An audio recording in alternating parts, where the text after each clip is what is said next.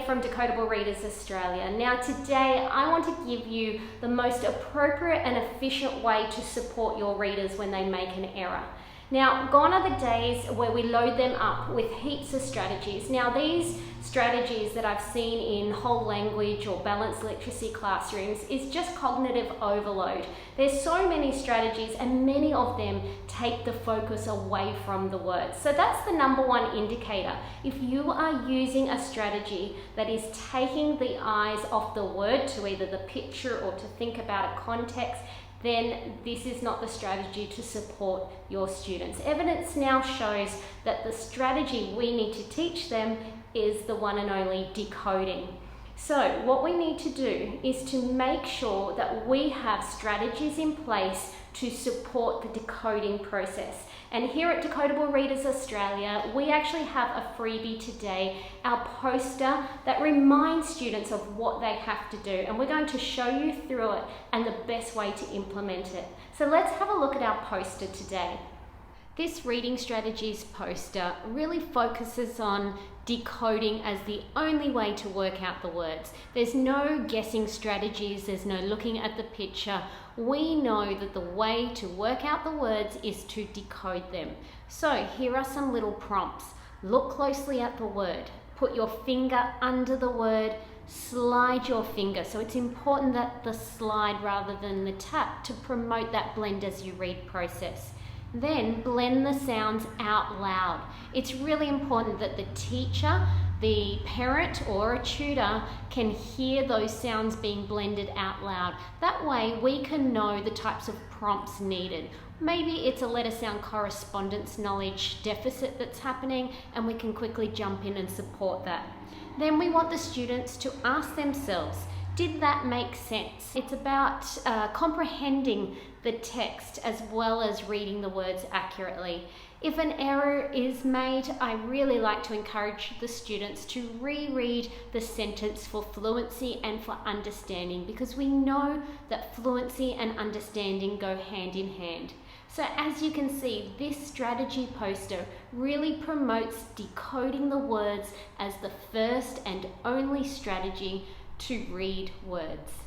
The key takeaway for a teacher, a parent or a tutor is to ensure that you are supporting the letter sound correspondence knowledge and the blend as you read process. Now it may mean that you jump in and model if that's what the student actually needs, or a few little prompts around those two areas. Never use that context clue, what do you think the word might be, or promote any type of guessing. It's all about the decoding process, and usually when a student gets stuck, it's because they have maybe a letter sound correspondence knowledge deficit in some of those areas, or maybe the word might be too big. So let's have a look at some of the multisyllabic words and what you can do.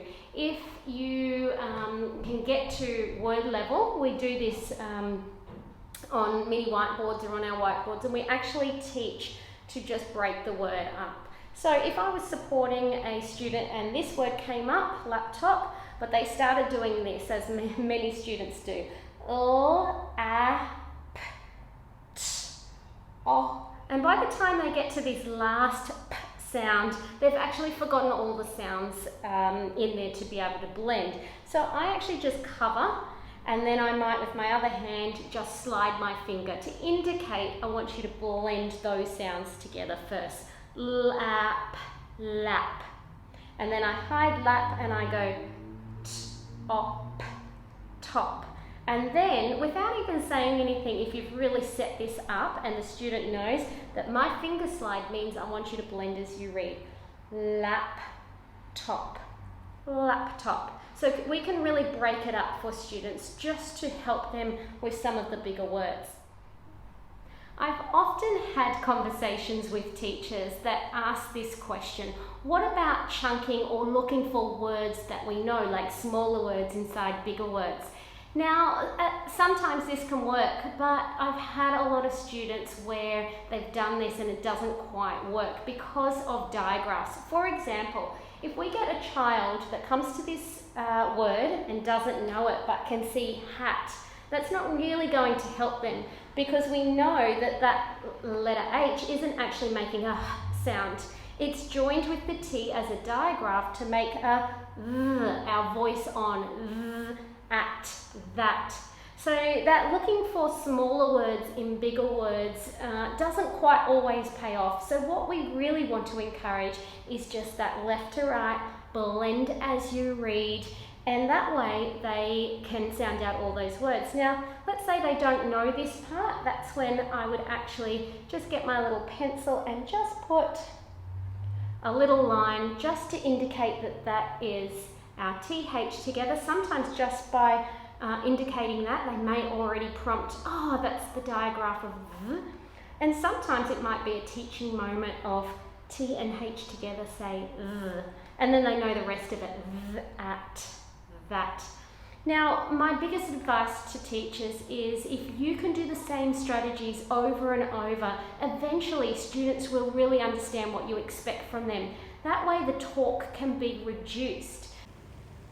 Having too much teacher talk can really interrupt the reading process, not just the blending and the letter sound correspondences, but the understanding and the comprehension of text. So what I like to teach my students is the expectations before the reading. When I point with my finger or my pointer or my pen, whatever I've got in my hand, I want you to sound out those words out loud so that I can hear and blend as you read. That way, once we start the reading process, all I have to do is the little slide. There's no teacher talk. We need to reduce the teacher talk so the focus can be just on the blending and the understanding. If we interrupt the reading too much to do explicit teaching, to state our expectations, what actually happens is students forget what they're reading, or they're listening to you, but the other elements of the reading process have really fallen over. So the other thing to remember is that some students do like to process in their head. We do want to encourage the thinking out loud so that we can support them and know how to support them, but always give just a few seconds, because sometimes a student will come to a word they don't know and they're doing that process in their head. So maybe you could do a little prompt of, can I hear your thinking? But don't interrupt too much, a little bit of wait time just to see where they go with it, because that independent practice is super important.